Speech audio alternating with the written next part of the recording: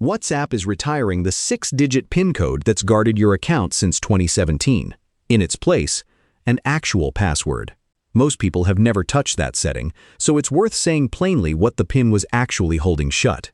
It isn't your login, it's the second lock, the one that still holds when somebody already has your one-time code, which is exactly the moment an account gets taken. 6 digits gives you a million combinations, and that was the whole wall. The new rule is 8 characters minimum, a number, a letter, and special characters if you want them. And WhatsApp would rather you skipped codes altogether.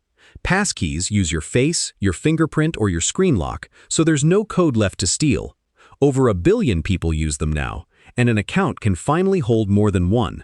So your Android and your iPhone can both be registered. To beat that, somebody needs the physical phone in their hand. But the third thing WhatsApp shipped is the one that gives the game away, and it's got nothing to do with passwords. On Android, when a number you don't know calls, the screen now shows you what country it's calling from, and whether you share any groups with whoever's on the other end. WhatsApp printed its reason right in the announcement. Their words, not mine, scammers rely on urgency, so take a beat with more information before answering. Nobody cracked anything there, and the lock held perfectly. The problem's the 2 seconds before you pick up. And that password's still optional. Settings, then account, then 2-step verification. It does nothing until you go and set it.